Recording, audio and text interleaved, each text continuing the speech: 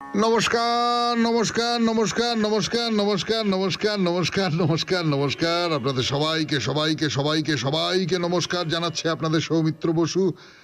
সবাইকে অজস্র শুভকামনা জানাচ্ছে, সবাইকে স্বাগত জানাচ্ছে আজকের এই শরণাগত অনুষ্ঠানে এবং সবাইকে শুভ সকাল জানাচ্ছে। শুভ সকাল, শুভ হোক, শুভ হোক, সকলের ভালো হোক, সকলের শুভ হোক। এই সকালবেলা ব্রাহ্ম মুহূর্ত নয়, মানে এখনো পর্যন্ত আলো ফোটেনি, এখনো পর্যন্ত সূর্যদেব উদিত হননি, তার উদিত হতে দেরি আছে। এই পুণ্য সময় দাঁড়িয়ে এই কথাটা বলতে খুব ইচ্ছে করে যে শুভ হোক, সবকিছু শুভ হোক। বেনি মাধবশীলের পঞ্জিকা অনুযায়ী আজকের দিনটার কথা বলি। আজকে 2রা পৌষ 1431, ইংরেজির 18ই ডিসেম্বর 2024, বুধবার। আজ তৃতীয়া। সূর্যোদয়ের সময় সকাল 6টা বেজে 17 মিনিট, সূর্যাস্তের সময় বিকেল 4টে বেজে 51 মিনিট। নক্ষত্র পুষ্যা। জন্মে কর্কট রাশি, বিপ্রবর্ণ, দেবগণ। রাত্রি 3টে বেজে 36 মিনিট গতে রাক্ষসগণ। আমাদের হোয়াটসঅ্যাপে চিঠি পাঠাবার নাম্বার 9831922927। চিঠির গোড়ায় অতি অবশ্যই SG লিখতে হবে। এবারে বলি আজকের অনুষ্ঠান সম্পর্কে। প্রথমে তো পুরাণ চিরন্তন। পুরাণ চিরন্তনে ছবি আঁকার কথা বলছিলাম। আমাদের যে 64 কলা নিয়ে কথা হচ্ছিল তার মধ্যে আলেখ্য রচনা বা আরেখ্য রচনা, ছবি আঁকা। ছবি তো আর আমরা দেখতে পাবো না, সে তো ছবি লুপ্ত হয়ে গেছে, কিন্তু ছবির কথা আমাদের প্রাচীন গ্রন্থে, আমাদের পুরাণে, মহাকাব্যে প্রচুর পরিমাণে আছে। তো সেই সমস্ত কথা দিয়ে আমরা বোঝবার চেষ্টা করছিলাম সেই যুগে ছবি কিভাবে আঁকা হতো, ছবি যারা আঁকতেন তারা কেমন করে রূপকার হতেন। এই সমস্ত কথা নিয়ে আমাদের আলোচনা চলছিল এবং খানিক গল্প টল্পও চলছিল। পুরাণের এটা ওটা গল্প শোনাচ্ছি আপনাদের। তারপর চলে যাব স্বামী বিবেকানন্দের রচনা থেকে পাঠ। রচনার নাম মায়া ও ঈশ্বর ধারণার ক্রমবিকাশ। অতঃপর ঠাকুর শ্রী রামকৃষ্ণ পরমহংসদেবের কথামৃত থেকে পাঠ। তারপর স্বামী লোকেশ্বরানন্দজির রচনা থেকে পাঠ। আপনাদের চিঠিপত্র পড়ব আর শেষে বাইরে দূরে। 92.7 বিগ FM শরণাগত অনুষ্ঠান। এখন পুরাণ চিরন্তন, ছবির কথা, ছবি আঁকার কথা, ছবি আঁকার প্রসঙ্গে আমাদের প্রাচীন গ্রন্থে কি বলা হচ্ছে তার কথা। এরপর এবার ছবি আঁকার কথা পুরাণ চিরন্তনে 92.7 বিগ FM শরণাগত অনুষ্ঠানে। তো এই যে আলেখ্য কর্ম বা চিত্রকর্ম যা কিছু বলুন না কেন, তার কথা মহাভারতে তো আছে। একটা উপমা ব্যবহার করা হচ্ছে মহাভারতে। মহাভারতের উদ্যোগ পর্ব তখন। কৃষ্ণ শান্তির বার্তা নিয়ে ধৃতরাষ্ট্রের সভায় উপস্থিত হয়েছেন। কেমন? তো ভীষ্ম বলছেন দুর্যোধনকে যে না না, তুমি এটা ঠিক করছো না। দুর্যোধন, পাণ্ডবদের ওই রাজ্যের অর্ধেক ফিরিয়ে দাও, তারা এই অর্ধেক রাজত্ব দাবি করতে পারে, এই অর্ধেক রাজত্ব তাদের, তুমি যদি তাদের ফিরিয়ে না দাও তাহলে অন্যায় করা হবে। এই সমস্ত কথাবার্তা বলছেন। দ্রোণাচার্য ভীষ্মের মতে মত দিয়েছেন যে না, পাণ্ডবদের অর্ধেক রাজ্য ফিরিয়ে দেওয়া উচিত। তখন বিদুর ভীষ্মের কাছে বলছেন, কি বলছেন সেইটা লক্ষ্য করে দেখুন। বলছেন যে আপনি দুর্যোধনের হাত থেকে এই কুরুবংশকে রক্ষা করুন। আপনি অনেক আগে ধৃতরাষ্ট্র এবং আমাকে এই রাজ্যে স্থাপন করেছিলেন ঠিক সেইভাবে যেভাবে একজন চিত্রকর তার আলেখ্য নির্মাণ করেন। ভাবুন, উপমাটা ভাবুন। আপনি আমাকে আর ধৃতরাষ্ট্রকে এই রাজ্যে স্থাপন করেছিলেন একেবারে যেমন করে চিত্রকর তার ছবিতে যে জিনিসগুলো, মানে যেগুলো দেখানো হবে সেগুলো স্থাপন করেন। অর্থাৎ আপনি খুব নিপুণভাবে, খুব পরিকল্পনা মতো, খুব একেবারে পুরোটা মাথার মধ্যে সাজিয়ে নিয়ে আমাকে আর ধৃতরাষ্ট্রকে এখানে স্থাপন করেছিলেন। একজন চিত্রকর তিনিও খুব পরিকল্পনা মতো, তিনিও খুব ভেবেচিন্তে তার চিত্রের যে অবয়বগুলো সেইগুলো তার ছবির মধ্যে স্থাপন করেন। বিদুর এই কথা বলছেন। এর থেকে বুঝতে পারা যায় তো যে তখন ছবি আঁকা ছিল, এবং এই যে একজন একটা কল্পনা করে নেন ছবি, এবং তারপর সেটা ছবির যে অবয়বগুলো, সেটা মানুষ বলুন, গাছ বলুন, পাখপাখালি বলুন, যা কিছু বলুন না কেন, সেইগুলোকে স্থাপন করা, একেবারে নিপুণ কৌশলে স্থাপন করার এই যে রীতি, এই রীতিটা প্রচলিত ছিল। কাশ্মীরি কবি খেমেন্দ্র, খুব বিখ্যাত কবি, আপনারা অনেকেই নাম জানেন, তার একটা গ্রন্থ আছে কবি কণ্ঠাভরণা। এই কবি কণ্ঠাভরণে খেমেন্দ্র নিজের পরিচয় দিচ্ছেন ব্যাস ও দাস বলে, মানে তিনি ব্যাসদেবের দাস, এবং ব্যাসের নাম করে তিনি চিত্রকর্ম সম্পর্কে একটা শ্লোকের উদ্ধৃতি দিচ্ছেন, এবং পণ্ডিতেরা কেউ কেউ মনে করেছেন যে ওটা ব্যাসেরই লেখা, ব্যাসেরই শ্লোক আর কি। তা শ্লোকটা মহাভারতেরই কোনো একটা জায়গা থেকে গ্রহণ করেছেন খেমেন্দ্র। তো যাই হোক, শ্লোকটাতে কি বলা হচ্ছে? শ্লোকটাতে বলা হচ্ছে চিত্রকর্ম বিশারদ শিল্পীরা তাদের রং তুলির মাধ্যমে চিত্রের সমতলের উপরেই উচ্চাবচ গভীরতার মায়া ফুটিয়ে তুলতে পারেন, যেখানে বাস্তবে যা নেই তাও সত্যি আছে বলে মনে হবে। আপনার ছবি দেখে ঠিক তাই মনে হয় না? ছবিতে একটা একটা একটা লম্বা চওড়া কাগজ বলুন, ক্যানভাস বলুন, কাপড় বলুন, বা যা কিছু বলুন না কেন, কিন্তু যিনি ছবি আঁকেন তিনি এমন ভাবে তৈরি করতে পারেন যেন মনে হয় যে আপনি কাছ থেকে দূরে চলে গেছে গাছের সারি, আপনি দেখতে পাচ্ছেন দূরের ওই ধারণাটা আপনার মনের মধ্যে তৈরি হচ্ছে। আপনি দেখছেন আকাশে মেঘ, নিচে একটা লোক দাঁড়িয়ে রয়েছে। এই যে নিচে এবং ওপরে এই যে বোধটা, এই বোধটা একজন চিত্রশিল্পী তৈরি করে দিচ্ছেন, বা এই বোধের যে মায়াটা সেইটা তৈরি করে দিচ্ছেন। 92.7 বিগ এফএম এ শরণাগত অনুষ্ঠানে শুনছেন পুরাণ চিরন্তন, 64 কলার কথা, তার মধ্যে এখন আলেখ্য। ফিরে আসছি গানের পর। গান শেষ করে ফিরে এলাম আবার কথায়, আপনাদের সৌমিত্র বসুর কথায়, ছবি আঁকার কথায়, যে এই যে একটাই সমতল একটা কিছু, ওই যা বললাম কাপড় হতে পারে, কাগজ হতে পারে, যা কিছু হতে পারে, তার ভেতরে কত নিপুণতার সঙ্গে উঁচু নিচু, এবড়ো খেবড়ো, কাছে দূরে, এই সমস্তটাকে তৈরি করে দিতে পারেন একজন চিত্রকর। এইটা তখনকার দিনে এই ধারণাটা ছিল। যারা সাহিত্য রচনা করছেন, শাস্ত্র রচনা করছেন, তারা এই ধারণার কথা বলছেন। ছবির খুব প্রচলন ছিল তখন। কতটা প্রচলন ছিল বলুন তো? যারা বড় বড় মাপের লোক, তারা নিজেদের বাড়িতে গ্যালারি তৈরি করে রেখে দিতেন, পুরো ছবি দিয়ে ভর্তি একটা ঘর। আমরা পারবো না, আমাদের তো ছোট ছোট ফ্ল্যাট বাড়ি, তার মধ্যে সম্ভব নয়, এবং ছবির অসম্ভব দাম, সেই সমস্তটা ভাবতে হবে। কিন্তু শুধু ছবি সাজানো রয়েছে, যেমন আমরা আর্ট গ্যালারিতে গিয়ে ছবি দেখি, এরকম অনেকগুলো আর্ট গ্যালারি আছে কলকাতা শহরে, বাইরেও আছে। তো সেই রকম ছবি, মানে আলাদা একটা চিত্রগৃহ থাকতো।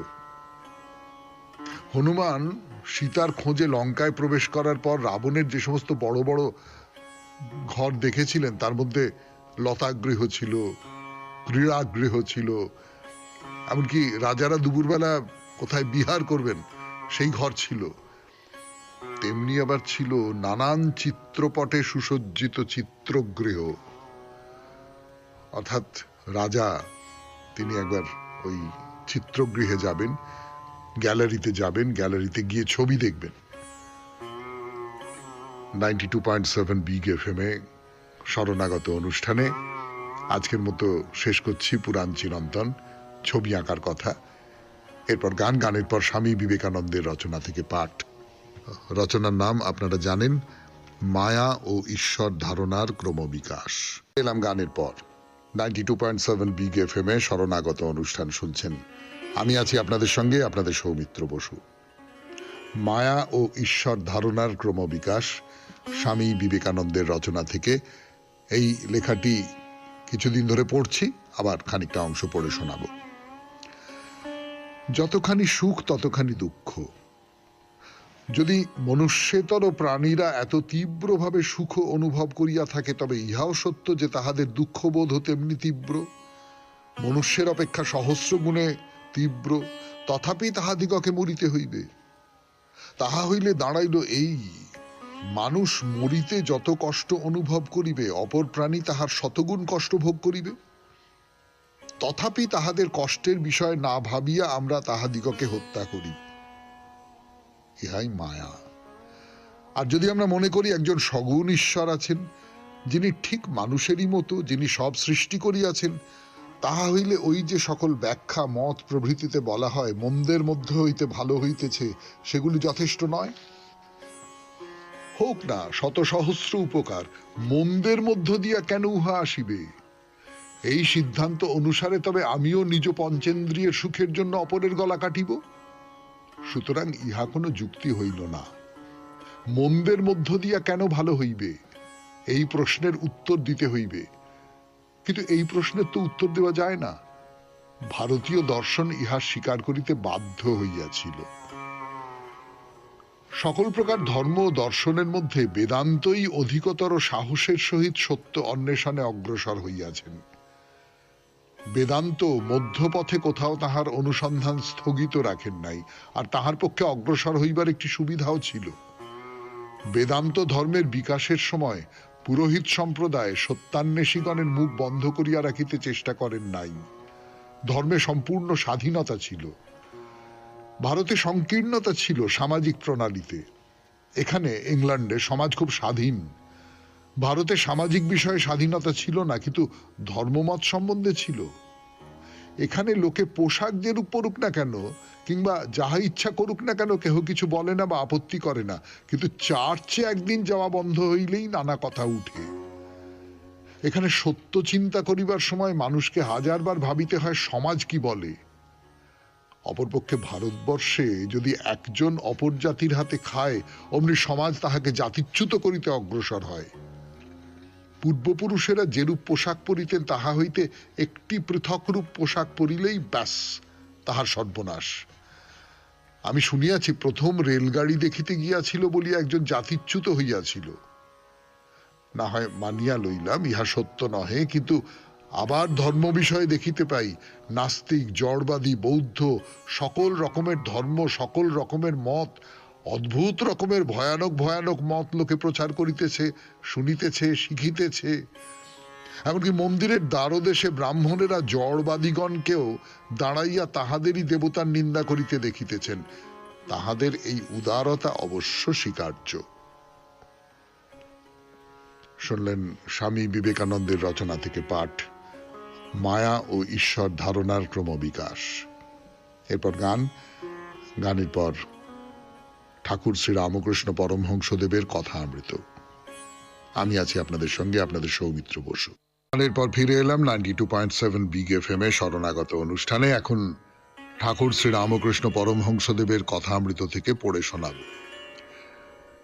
ঠাকুর কলকাতায় গেছেন। কলকাতায় প্রাণকৃষ্ণ মুখোপাধ্যায়, তার শ্যামপুকুরে একটি বাড়ি, তার দোতলায় বৈঠকখানা ঘরে ঠাকুর বসে রয়েছেন। তার চারপাশে অন্য সব ভক্তরা বসে আছেন।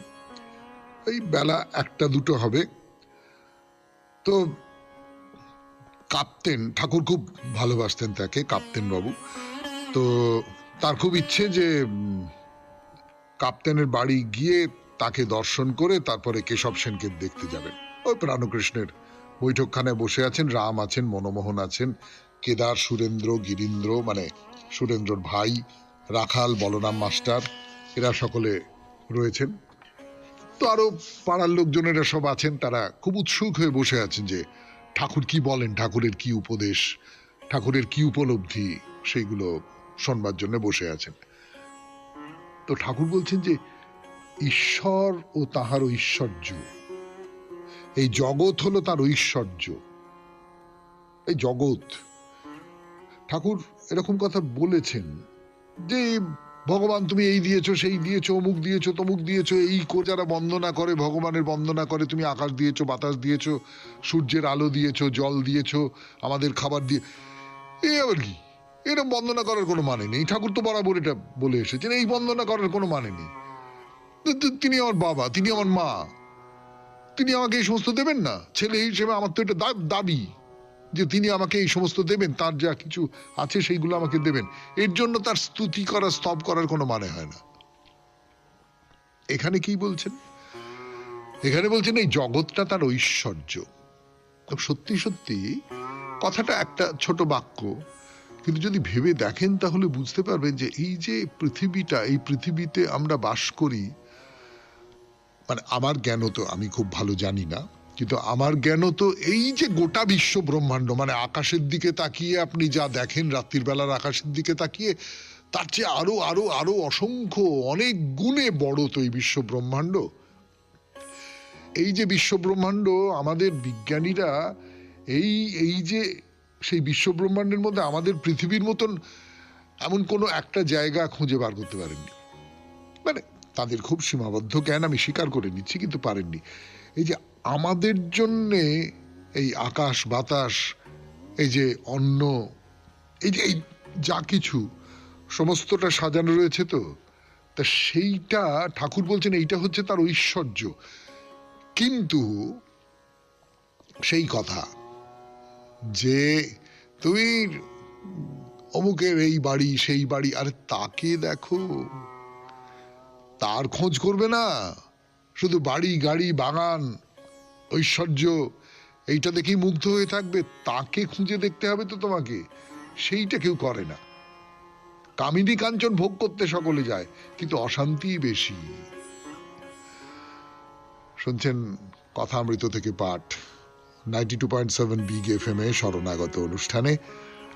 আরো কিছুটা পাঠ করবার জন্য ফিরে আসছি গানের পর। ঠাকুর কি বলছেন? বলছেন সংসারে অশান্তিটাই বেশি।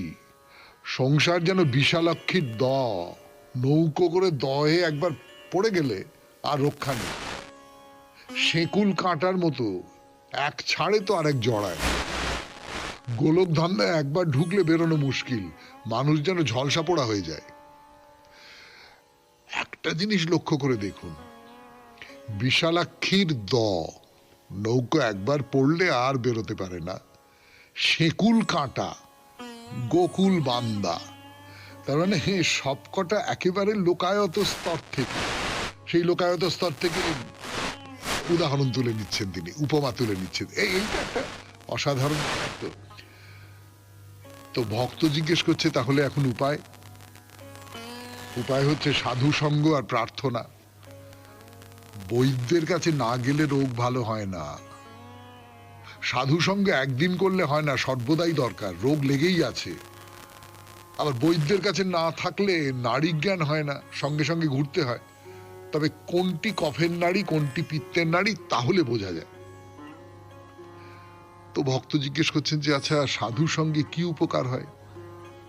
ঠাকুর বলছেন ঈশ্বরে অনুরাগ হয়, তার উপর ভালোবাসা হয়। ব্যাকুলতা না এলে কিছুই হয় না। সাধু সঙ্গ করতে করতে ঈশ্বরের জন্য প্রাণ ব্যাকুল হয়। যেমন বাড়িতে কারোর অসুখ করলে সর্বদাই মন ব্যাকুল হয়ে থাকে, কিসে রোগী ভালো হয়।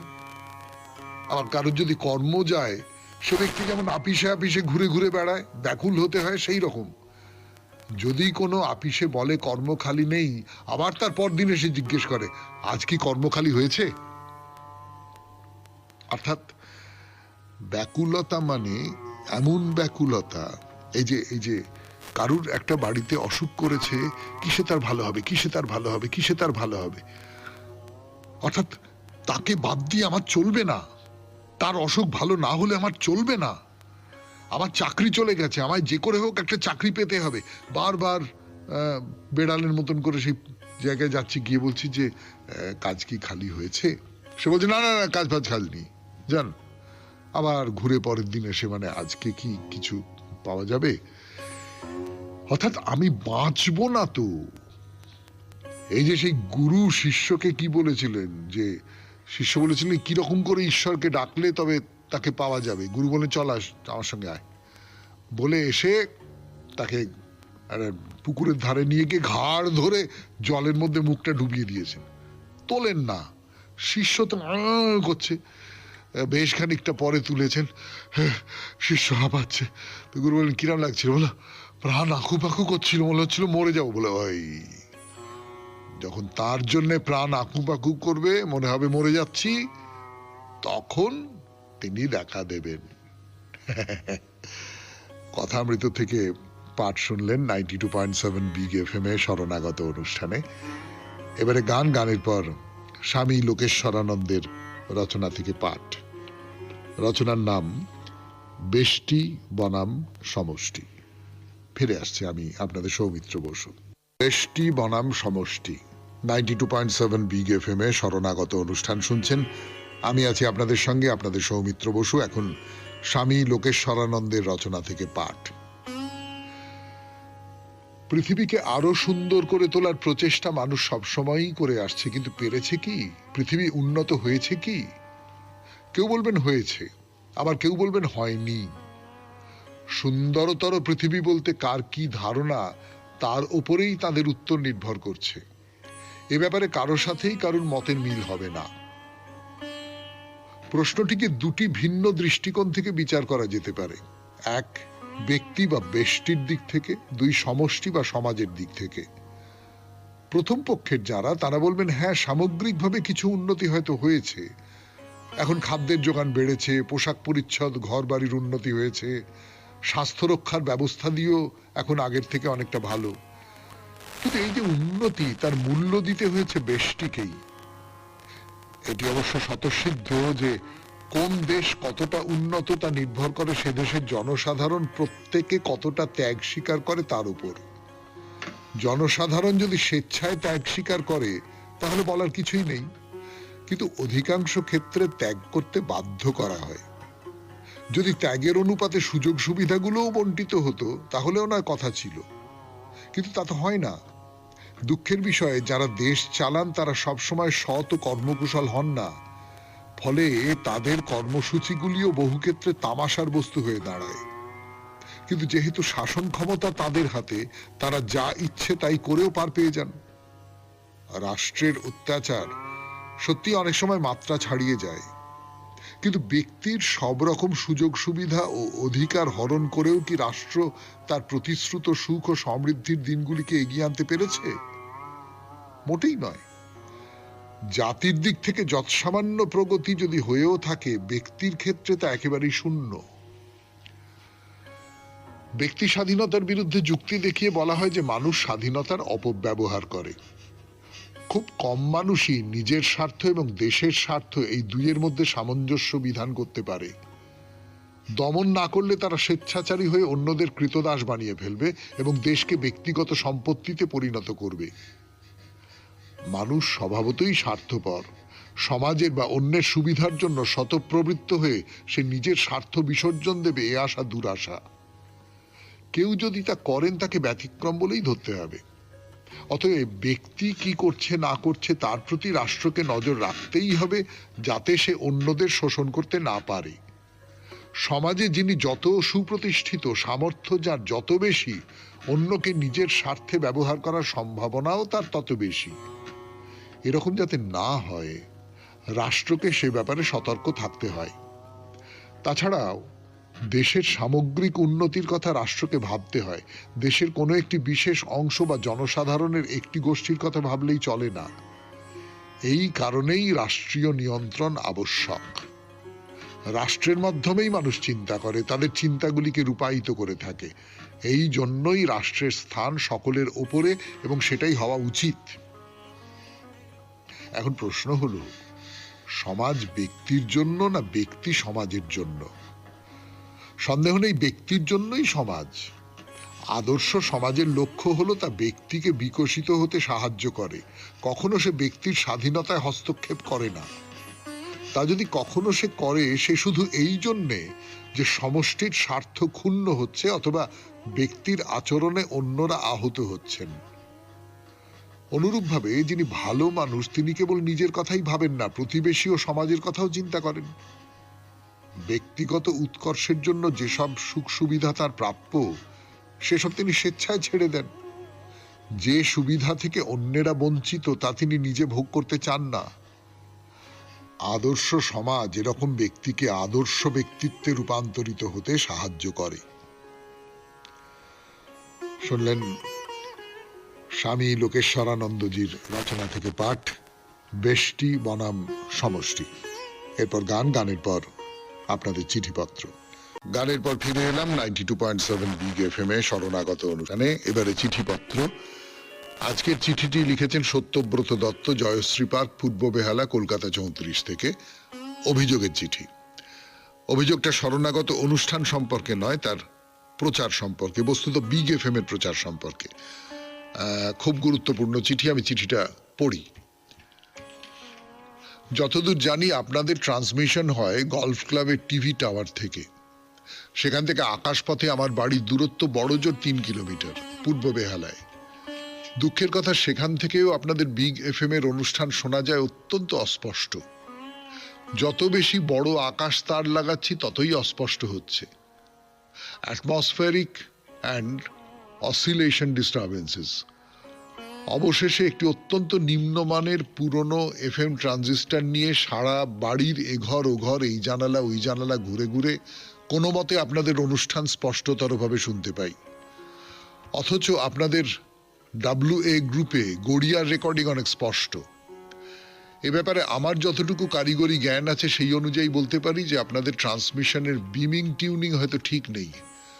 দয়া করে আপনাদের কারিগরি বিভাগকে ব্যাপারটা গুরুত্ব দিয়ে বিবেচনা করতে বলুন।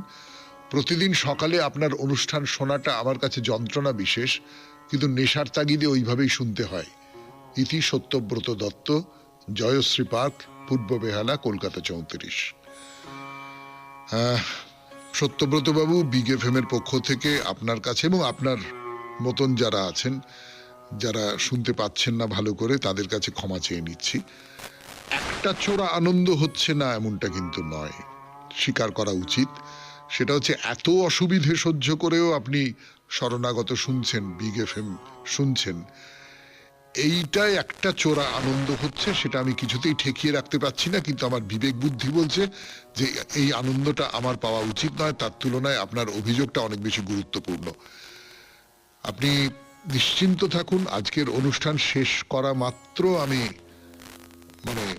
তারা ঘুম থেকে উঠবেন না, আমি হোয়াটসঅ্যাপে পাঠিয়ে দেবো আপনার এই চিঠিটা, এই চিঠির বিষয়টা, এবং তারা যাতে অবিলম্বে ব্যবস্থা নেন তার জন্য অনুরোধ করব। আপনি তো কারিগরি ব্যাপারটা বেশ খানিকটা জানেন বলেই মনে হচ্ছে, ফলত আপনার এই চিঠি নিশ্চয়ই আমাদের উপকার করবে। অনেক অনেক অনেক ধন্যবাদ আপনাকে। আপনি এই যে গোলমালগুলো ধরিয়ে দিলেন, তার ফলে আমাদের অনুষ্ঠান আরো ভালো হবে। আপনাকে নমস্কার জানাচ্ছি। এবারে বাইরে দূরে 92.7 এফএম এ শরণাগত অনুষ্ঠানে। এখন আমরা চলে যাব রত্নপুরে, ছত্তিশগড়ের রত্নপুর। 92.7 বিগ এফএম এ শরণাগত অনুষ্ঠানে শুরু হচ্ছে বাইরে দূরে। রত্নপুর বুঝতেই পারা যাচ্ছে ওই রত্নদেব যিনি এই মন্দির প্রতিষ্ঠা করেছিলেন তার নামেই এই জায়গাটা, এই শহর। এই রত্নদেব, তার সঙ্গে মা কালীর নিয়মিত যোগাযোগ হতো, তার সঙ্গে কথোপকথন হতো, মা কালীর ভক্ত ছিলেন। তো এইটা মানুষ দীর্ঘদিন ধরে বিশ্বাস করে এসেছে। এই মন্দিরের কথা বলি আপনাদের। এই যে মন্দির, এই মন্দির 3 জন দেবী আছেন এই মন্দিরে, 3 জন দেবী। তবে দুর্গাপুজোর সময় ওই পুরাণ চিরন্তন এই সমস্ত নিয়ে কথা বলবার সময় আমরা দেখেছিলাম যে এই 3 জন দেবী আসলে এক। এই 3 জন দেবী আসলে মা দুর্গার যে রূপ তার মধ্যে নিজেদের সংহত করে নিয়েছিলেন। এই 3 দেবী হলেন মহাকালী, মহালক্ষ্মী আর মহাসরস্বতী। 3 জনেই আসলে একই মাতৃ দেবী, মাতৃকা দেবীর 3 রূপ। তবে কি জানেন, পণ্ডিতেরা যেটা বলেন সেটা হচ্ছে গোড়ার দিকে এটি মহামায়ার মন্দির ছিল। পরবর্তীকালে, সেও ধরুন অনেক কাল আগে, মানে 1492 খ্রিস্টাব্দ নাগাদ, অর্থাৎ 15শ শতাব্দীর একেবারে শেষের দিকে, সরস্বতী এবং লক্ষ্মী এই মন্দিরের মধ্যে জায়গা পেলেন। এই হলো মন্দিরের এই 3 দেবীর ইতিহাস। এবারে এই মন্দিরের গঠন সম্পর্কে একটা দুটো কথা বলি, পরে তো আমরা সবাই মিলে ঘুরে ঘুরে দেখব, কিন্তু তার আগে একটা আন্দাজ হয়ে যেতে পারে মন্দিরটা কি কারণে বিখ্যাত। তার মধ্যে একটা কারণ তো নিশ্চয়ই এই মহামায়ার মন্দির খুব বিখ্যাত মন্দির, খুব বড় মন্দির, এবং খুব সবাই জানেন মহামায়া খুব জাগ্রত একজন দেবী, সেটা তো আছেই। কিন্তু তার বাইরে মন্দিরের যে স্থাপত্য সেটা অসাধারণ স্থাপত্য। বলিনি যে নাগারা স্টাইলের স্থাপত্য, নাগারা স্টাইল বলে না, মানে নাগারা ধরনের এই মন্দিরের স্থাপত্য। এই ব্যাপারটা কি, ব্যাপারটা খুব বিস্তারিত করে আমি বলতে পারবো না, আমার সে জ্ঞানও নেই, আর তাছাড়া সেটা বলবার পরিসরও নেই। তার মধ্যে অনেক মাপজোক আছে, অনেক ইঞ্জিনিয়ারিং এর ব্যাপার স্যাপার রয়েছে, আমি সেগুলোর মধ্যে যেতে চাইছি না। খুব সোজা করে আমি যেটা বলতে চাইছি, আসলে ভারতীয় মন্দির স্থাপত্যে, মানে প্রাচীন মধ্যযুগীয় যে ভারতীয় মন্দিরের স্থাপত্য, দুটো স্টাইল আছে। একটা হচ্ছে নাগারা স্টাইল বা নাগারা শৈলী, আর একটা হচ্ছে ওই দ্রাবিড়ীয় স্টাইল বা দ্রাবিড়ীয় শৈলী। তো নাগারা যে স্টাইল বা শৈলী, সেখানে একটা বেদি থাকে, উঁচু মন্দিরের একটা বেদি থাকে, সেই বেদির উপরে অনেকগুলো শিখর থাকে, অনেকগুলো শিখর। তার মধ্যে সবচেয়ে উঁচুতে থাকে একটি শিখর, এবং সেটি মূল মন্দির।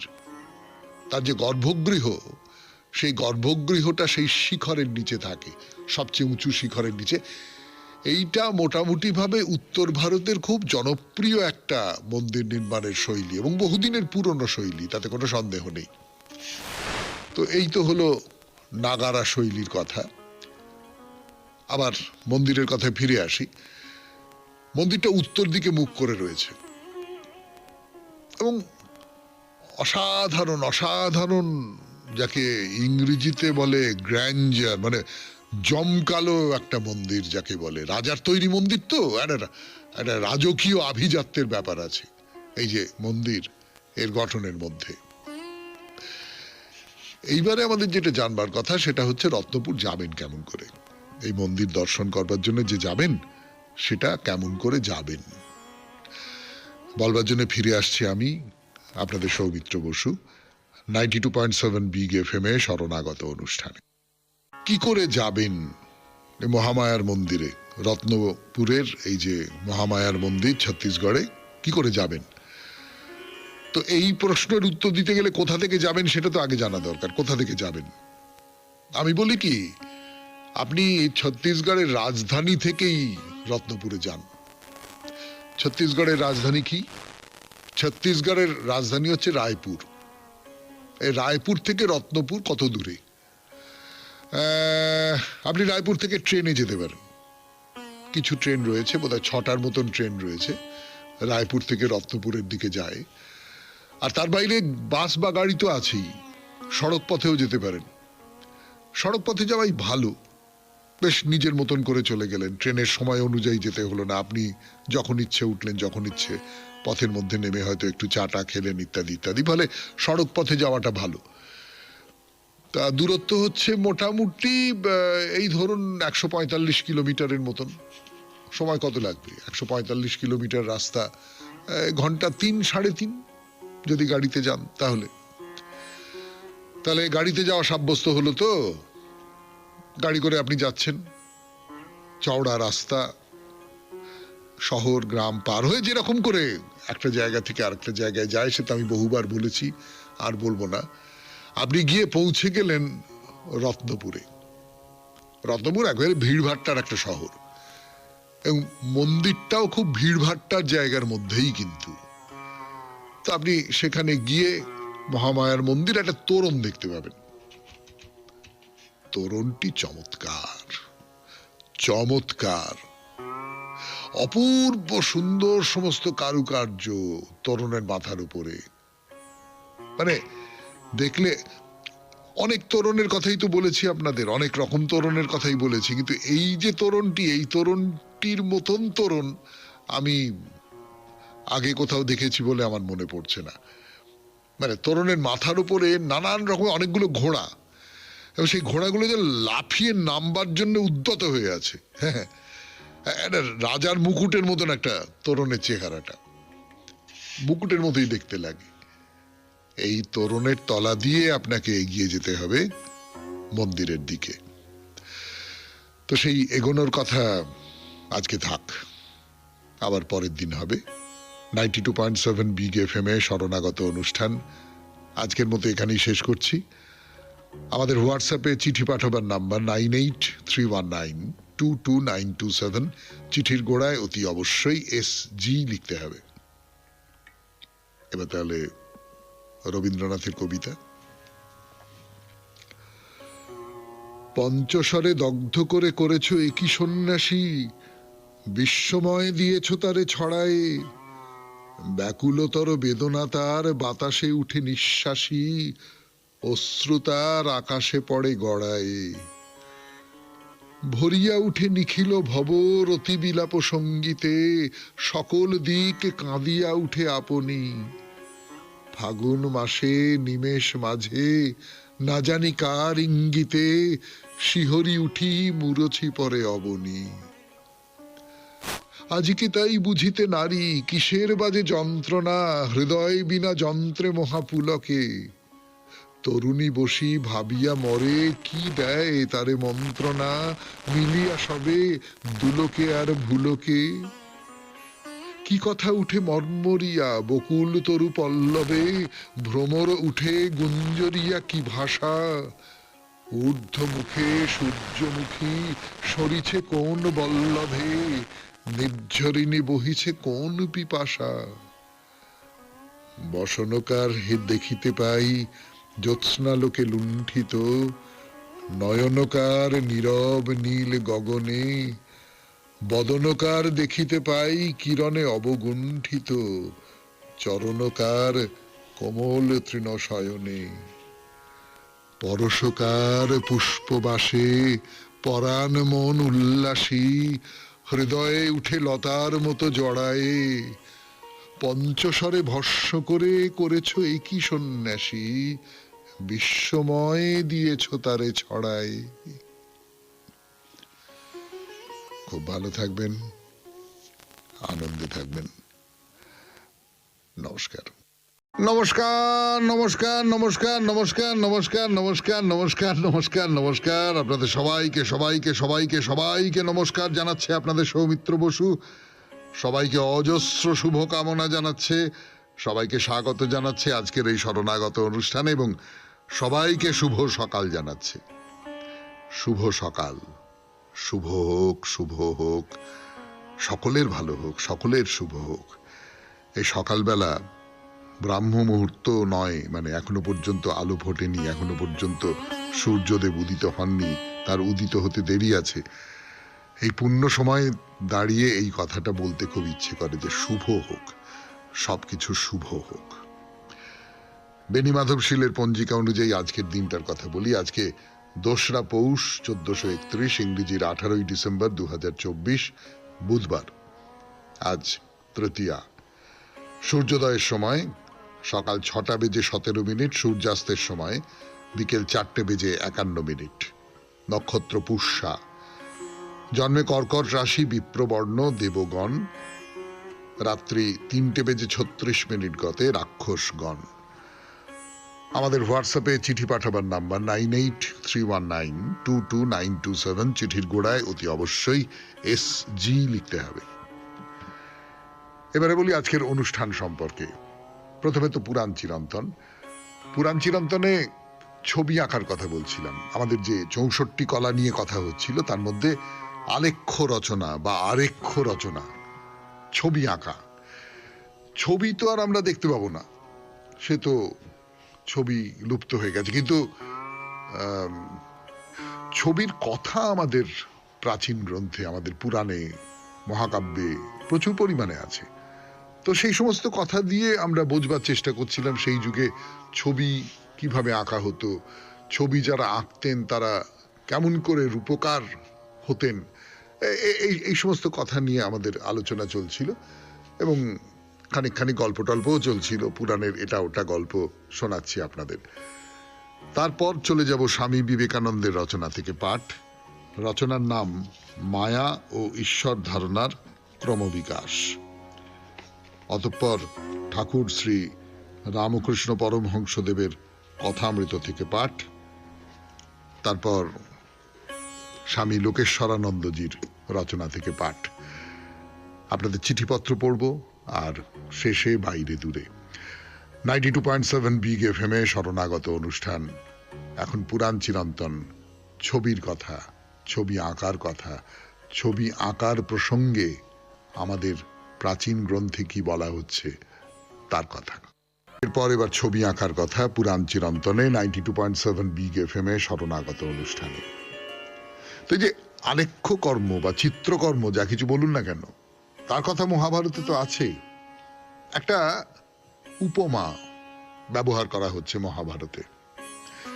মহাভারতের উদ্যোগ পর্ব তখন কৃষ্ণ শান্তির বার্তা নিয়ে ধৃতরাষ্ট্রের সভায় উপস্থিত হয়েছেন।